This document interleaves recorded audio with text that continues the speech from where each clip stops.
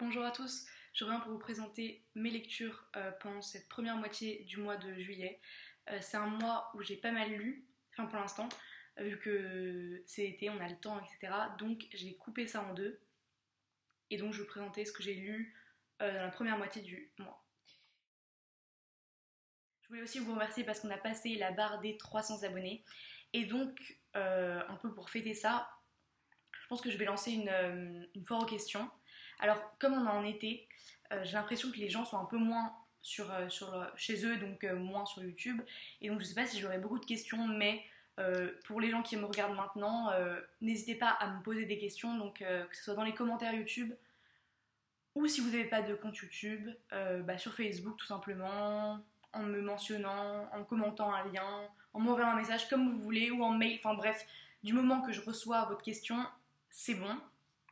N'hésitez pas à m'en poser plein et même à m'en poser des qui ont rapport avec les livres par rapport avec les livres parce que comme on n'est pas beaucoup non plus, enfin on est quand même une petite chaîne, j'aurai vraiment le temps de répondre à tous et prendre le temps de répondre, voilà, de prendre mon temps pour répondre. Donc n'hésitez pas à poser plein de questions. En premier, c'est un livre vraiment énorme coup de cœur, mais alors là, enfin c'est le genre de livre qu'on rencontre pas souvent dans sa vie. Et je vais avoir beaucoup de mal à vous en parler, enfin je vais appréhender un peu de vous en parler parce que j'ai pas trop les mots. J'ai l'impression que c'est un peu présomptueux de ma part de vous parler de ce livre. Mais c'est donc Belle du Seigneur d'Albert Cohen, qui est donc ce pavé que je vous avais présenté, enfin dont je vous avais vite fait parler dans ma palle de l'été, parce que je voulais absolument le lire, et c'est fait. Et j'ai adoré, mais vraiment c'est le genre de livre qu'on le referme, on se dit ça c'était un chef-d'œuvre. Déjà, on va commencer par parler de l'écriture. Je vais essayer de pas trop... Enfin, l'histoire, ça va être compliqué de vous résumer, mais en très gros, ça parle d'une histoire d'amour, mais c'est beaucoup plus que ça. Donc c'est l'histoire d'amour entre Solal et Ariane.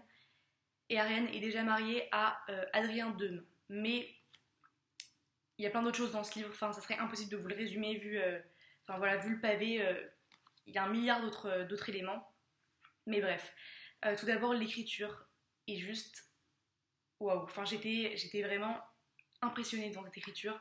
Je pense qu'on peut la trouver un petit peu pompeuse parfois, parce que c'est une écriture qui est très travaillée, qui est assez. Enfin, qui est pas très spontanée, mais c'est super beau. Franchement, c'est magnifique et ça sert très bien le roman, je trouve. Si vous attendez juste. Enfin, si vous voulez lire ce livre juste pour l'histoire d'amour, vous allez être un peu déçu au début parce que ça prend beaucoup de temps à arriver.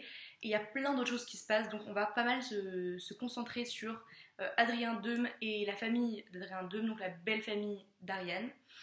Donc c'est une petite famille de bourgeois absolument insupportable. Donc là c'est une grosse critique de cette classe sociale. Donc c'est des bourgeois qui sont pas très cultivés, qui sont pas très intelligents, qui sont pas très fins, mais qui veulent étaler le peu de culture qu'ils ont, qui veulent avoir le plus de relations sociales possibles, qui veulent tout simplement paraître. Leur seule valeur, c'est leur image lors de dîners et d'événements un petit peu sociaux. Enfin bref, ils sont détestables. À part le père, ça va, mais la mère d'Eum et Adrien Deume sont détestables. Ils sont mais médiocres et enfin bref. C'est assez drôle, je trouve. Surtout, donc, on suit pas mal à un moment Adrien Deume dans son travail. Parce que Adrien Deume et Solal travaillent tous les deux à la Société des Nations. Et donc, quand on suit parfois les journées de travail d'Adrien Deume, et c'est mais tellement drôle parce que il est là à son bureau et il ne fait rien. C'est-à-dire qu'il va sortir dans le couloir parler avec ses collègues, puis tailler 20 crayons, puis passer des appels, mais il fait rien de ses journées. Et à la fin de sa journée, il a l'impression d'avoir bien travaillé. Et, et voilà, donc c'est une énorme critique de ce système un peu, de cette bureaucratie en général, de cette société des nations qui, au final, c'est pendant l'entre-deux-guerres, donc qui était impuissante face à la montée de l'antisémitisme.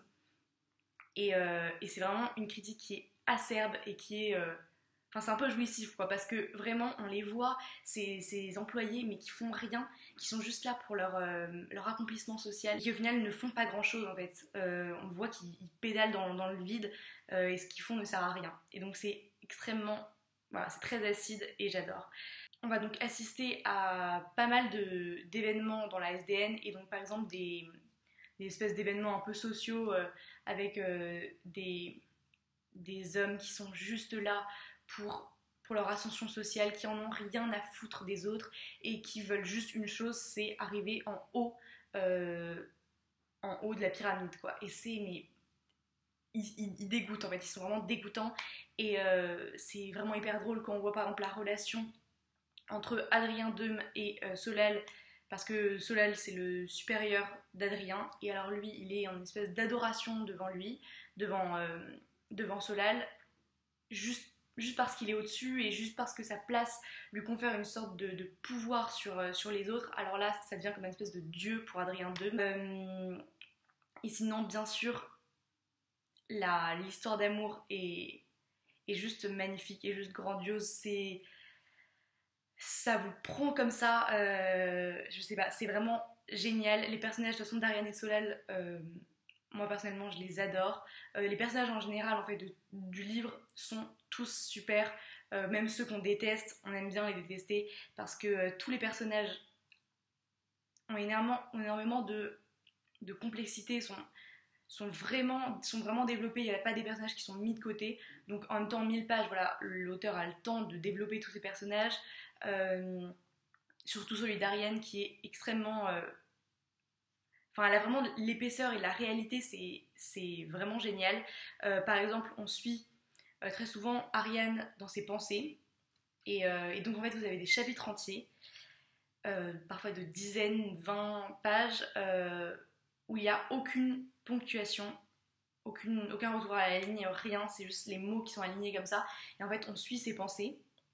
Et c'est juste génial. Donc au début, c'est un petit peu déstabilisant parce que tout simplement, on n'est pas habitué à lire un espèce de condensé comme ça de pensées mis sur le papier, pas du tout structuré, pas du tout organisé. Et donc c'est un peu déstabilisant au début, mais quand on s'y fait, c'est juste génial parce que c'est super bien fait. Parce que dans les livres, en général, quand on retranscrit les pensées des personnages, on les met un peu entre guillemets et c'est pas du tout réaliste. Enfin, dans notre tête, on n'a pas des phrases toutes construites. Là, c'est vraiment des mots accumulés et parfois ça passe d'un sujet à l'autre sans qu'on s'en rende compte, donc d'un mot à l'autre, elle passe complètement à autre chose et c'est vraiment génial de suivre ça, c'est hyper réaliste et au bout d'un moment on s'y habitue et on lit comme ça ces chapitres avec énormément de plaisir. Je vais vraiment parler de l'histoire d'amour qui est... Je vais pas trop m'appuyer dessus parce que ça vient assez tard dans le livre, mais c'est une histoire d'amour qui est juste... Enfin, qui est grandiose et j'ai l'impression que ça résume un peu l'histoire d'amour en général. La passion du début, puis comment ça évolue. Vous allez voir que c'est pas une histoire d'amour qui... Enfin...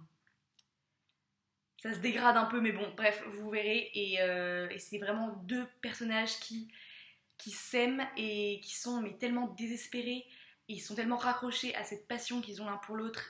Et ils sont prêts à faire mais, enfin, n'importe quoi pour garder et pour s'accrocher à cette passion du début de leur relation. Et ils ont tellement peur que la relation se dégrade qu'ils se condamnent eux-mêmes. Enfin bref, c'est genre magique, vraiment magique. J'ai jamais lu une histoire d'amour comme ça et c'est juste magnifique. Donc rien que pour ça, c'est génial. Et donc il y a aussi pas mal, de chapitres quand même sur d'autres personnages.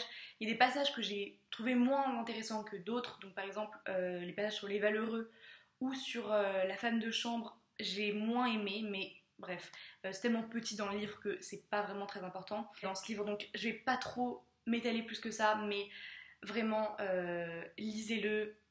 C'est énorme, c'est vraiment énorme. Donc n'ayez pas peur de toutes ces pages parce que c'est vraiment, vraiment génial.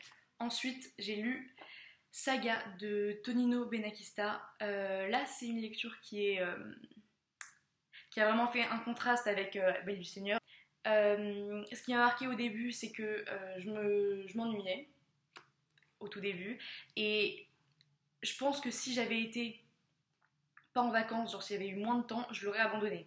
Donc voilà, ça montre que déjà il y a un truc qui allait pas. Très rapidement, on va suivre 4 personnes qui ont entre 25 et 50 ans et voilà, ils sont à un moment de leur vie où c'est un peu un moment de trou. Ils sont tous un peu autour du cinéma, du scénario, etc. Et voilà, ils sont tous dans une passe où leur vie est un peu ratée. Ils vont être réunis tous les quatre pour écrire un scénario d'une série, enfin d'un feuilleton télévisé qui ne sera jamais visionné, enfin vraiment très peu vu que ça passe entre 3 et 4 heures du matin, un truc comme ça. Et donc ils vont être engagés pour écrire ce scénario. L'écriture que j'ai trouvée, enfin personnellement, je me sens un peu mal à l'aise de juger comme ça l'écriture d'un auteur, mais moi je trouvais que c'était mal écrit. Voilà. Surtout en comparaison avec Belle du Seigneur, c'était vraiment pas top. Les personnages, je les ai pas spécialement aimés au début. Il n'y en a pas un qui m'a vraiment emballée. L'histoire ne m'emballait pas non plus. Voilà, franchement, c'était pas top. Mais ensuite, il y a une deuxième partie. Sans vous spoiler, il y a un peu plus d'action qu'au début, heureusement. Et donc là, ça m'a un peu plus accroché. Bon, l'écriture n'est pas devenue meilleure et les personnages ne sont pas devenus plus attachants, mais l'intrigue était déjà un peu plus intéressante. Donc j'ai continué quand même ma lecture pour insister et je pense que j'ai bien fait parce que c'est vrai que la suite était quand même bien meilleure que le début. Il y a une grande réflexion. On va aborder assez rapidement quand même les espèces d'engouement qu'il y a autour par exemple des séries télé, des énormes mouvements tout simplement d'un pays entier autour d'une série. Donc ça c'était plutôt intéressant, mais c'est vrai que on aborde un peu la question du rapport des gens à la télé, sauf que c'est un livre qui a été écrit dans les années 90 il me semble, donc et bah, bien sûr c'est un peu dépassé. Maintenant la télé a beaucoup moins d'importance que dans les années 90. Je pense qu'il n'y avait pas internet. Je pense qu'il n'y avait pas internet. Voilà, donc c'était vraiment la télé, l'énorme média qui reliait vraiment les gens dans le divertissement, etc. Et donc, c'était quand même intéressant, il y avait une réflexion sur ça, mais moi ça me touche pas vraiment parce que je ne regarde pas la télé. Et que maintenant, je trouve que c'est un peu. Cet engouement autour de la télé est complètement dépassé et on est passé à autre chose, quoi. Donc voilà, pas une très bonne lecture que je recommanderais pas. Et ensuite, j'ai lu Au sud de la frontière, à l'ouest du soleil d'Haruki Murakami. Donc je continue à lire mes Murakami parce que j'adore tout simplement. En gros, on suit la vie d'Hajime, que ce soit de son enfance à l'âge adulte, même si on fait parfois des sauts dans le temps, bien sûr, parce que le livre n'est pas très long. Mais on va un peu le suivre, les personnes qu'il a rencontrées, etc. Et quand il est adulte, il va donc recroiser, alors qu'il est marié, un peu son amour d'enfance, on va dire. Et ils vont commencer à se voir. J'ai un peu moins aimé ce livre-là que les autres Murakami que j'ai lus. L'écriture est toujours aussi belle, l'ambiance est toujours la même, j'aime beaucoup au Japon, etc. Très poétique, j'aime bien. Cependant, ce qui m'a gênée dans ce livre, et c'est vraiment dommage, c'est le personnage principal. Moi personnellement, je me suis pas trop attachée à lui. Il y a quelques petits détails que j'aime bien, qui reviennent souvent dans les livres de Haruki Murakami, c'est que c'est souvent des personnages qui sont un peu réservés, un peu timides, qui ont du mal à s'ouvrir aux autres et qui aiment beaucoup la musique et la littérature, etc. Donc moi, c'est ce genre de personnage que j'aime bien personnellement. Mais le truc, c'est que il est marié, il a un enfant et il recroise la fille qu'il connaissait quand il avait 10 ans et il va commencer à avoir une relation avec elle. Moi, ça m'a un peu dégoûtée. Il y a un moment où il faut faire un choix, quoi. Et donc il va un peu jouer sur deux tableaux comme ça, à mentir à sa femme pour aller rejoindre la fille. Et je sais pas si Haruki Murakami, je sais pas si on est censé, enfin, être soutenir cette histoire d'amour et vouloir que les deux personnages se mettent ensemble. Moi personnellement non. Enfin, ou sinon tu dis à ta femme et vous divorcez parce que franchement, moi ça me gêne. Voilà. Après c'est pas ça m'a pas non plus, ça n'a pas gâché ma lecture, mais c'est vrai que ça m'a un peu freinée. J'étais moins attachée au personnage, j'étais un peu plus énervée contre lui. Euh, mais ce qui est toujours là, et ce qui est génial avec les livres d'Haruki Murakami, c'est que les sentiments des personnages et leur complexité, etc., est toujours bien abordé déjà, et abordé toujours en finesse.